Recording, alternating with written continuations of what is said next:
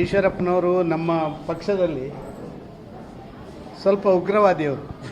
ಅವರು ಸಾಧಾರಣವಾಗಿ ಏನು ಅಂತ ಹೇಳಿದ್ರೆ, ಯಾವುದೇ ಒಂದು ಬಂದಾಗ ಆಕ್ರೋಶಭರಿತರಾಗಿಬಿಟ್ರೆ ಏನೋ ಶಬ್ದಗಳನ್ನು ಪ್ರಯೋಗ ಮಾಡಿಬಿಡ್ತಾರೆ. ಇದು ಇವತ್ತಲ್ಲ, ಭಾರಿ ಹಿಂದಿನಲ್ಲೇ ನಡೆದಿರುವಂಥ ಸಂಗತಿಗಳು.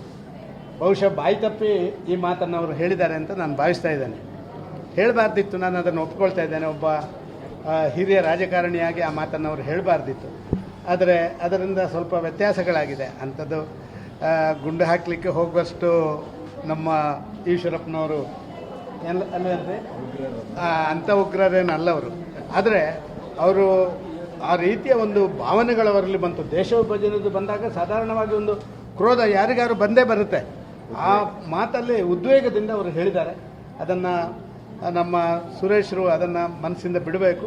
ಮತ್ತು ನನ್ನ ಕಾಂಗ್ರೆಸ್ ಪಕ್ಷದವರಿಗೆ ಬೇರೆ ಏನು ಸಿಕ್ಕದಾಗ ಇದನ್ನು ಹಿಡ್ಕೊಂಡು ನೇತಾಡಲಿಕ್ಕೆ ಪ್ರಯತ್ನ ಪಡುವಂಥದ್ದನ್ನು ಕಾಂಗ್ರೆಸ್ನವರು ಬಿಡಬೇಕು ಅಂತ ಹೇಳುವಂಥ ಆಗ್ರಹವನ್ನು ಮಾಡ್ತಾ ಇದ್ದೀನಿ. ಸರ್, ಬೆಂಗಳೂರು ಉತ್ತರ ಸಂಬಂಧಪಟ್ಟ ಇನ್ನೂ ಗೊಂದಲ ನಿವಾರಣೆ ಆಗಿಲ್ಲ.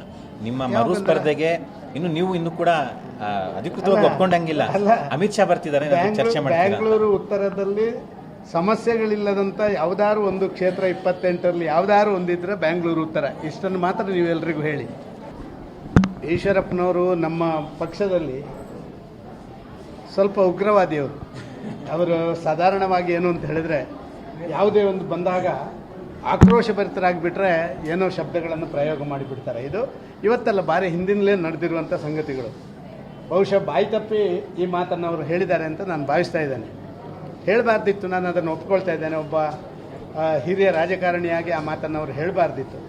ಆದರೆ ಅದರಿಂದ ಸ್ವಲ್ಪ ವ್ಯತ್ಯಾಸಗಳಾಗಿದೆ. ಅಂಥದ್ದು ಗುಂಡು ಹಾಕಲಿಕ್ಕೆ ಹೋಗುವಷ್ಟು ನಮ್ಮ ಈಶ್ವರಪ್ಪನವರು ಅಲ್ಲಂದರೆ ಅಂಥ ಉಗ್ರರೇನಲ್ಲ ಅವರು. ಆದರೆ ಅವರು ಆ ರೀತಿಯ ಒಂದು ಭಾವನೆಗಳವರಲ್ಲಿ ಬಂತು. ದೇಶ ವಿಭಜನೆದು ಬಂದಾಗ ಸಾಧಾರಣವಾಗಿ ಒಂದು ಕ್ರೋಧ ಯಾರಿಗಾರು ಬಂದೇ ಬರುತ್ತೆ. ಆ ಮಾತಲ್ಲಿ ಉದ್ವೇಗದಿಂದ ಅವರು ಹೇಳಿದ್ದಾರೆ. ಅದನ್ನು ನಮ್ಮ ಸುರೇಶ್ರು ಅದನ್ನು ಮನಸ್ಸಿಂದ ಬಿಡಬೇಕು. ಮತ್ತು ನನ್ನ ಕಾಂಗ್ರೆಸ್ ಪಕ್ಷದವರಿಗೆ ಬೇರೆ ಏನು ಸಿಕ್ಕದಾಗ ಇದನ್ನು ಹಿಡ್ಕೊಂಡು ನೇತಾಡಲಿಕ್ಕೆ ಪ್ರಯತ್ನ ಪಡುವಂಥದ್ದನ್ನು ಕಾಂಗ್ರೆಸ್ನವರು ಬಿಡಬೇಕು ಅಂತ ಹೇಳುವಂಥ ಆಗ್ರಹವನ್ನು ಮಾಡ್ತಾ ಇದ್ದೀನಿ. ಸರ್, ಬೆಂಗಳೂರು ಉತ್ತರ ಸಂಬಂಧಪಟ್ಟ ಇನ್ನೂ ಗೊಂದಲ ನಿವಾರಣೆ ಆಗಿಲ್ಲ. ನಿಮ್ಮ ಮರು ಸ್ಪರ್ಧೆಗೆ ಇನ್ನೂ ಕೂಡ ಅಧಿಕೃತವಾಗಿ ಒಪ್ಕೊಂಡಂಗಿಲ್ಲ.